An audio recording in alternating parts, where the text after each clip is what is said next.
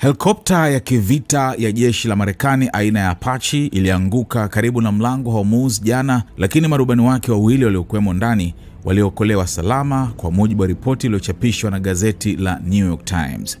Ripoti hiyo ikinukuu watu wawili wenye taarifa kuhusu tukio hilo ilisema bado haijabainika chanzo halisi cha ajali hiyo.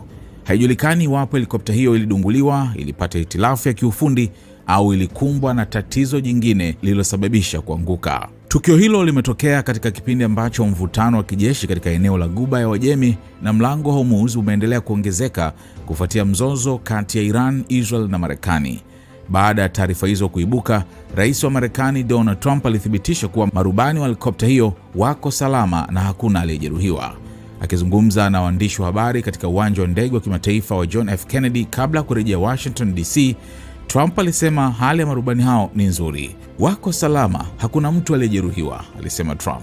Rais huyo aliongeza kuwa utawala wake utatoa taarifa rasmi kuhusu tukio hilo baadaye ili kueleza kilichotokea.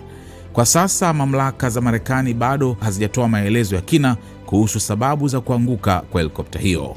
Gazeti la New York Times limesema haijulikani kama Apache hiyo ilidunguliwa na vikosi vya Iran, ilikumbwa na hitilafu ya mitambo au ilikabiliwa na changamoto zingine wakati wa operesheni zake karibu na njia hiyo muhimu ya kimataifa ya usafirishaji wa mafuta.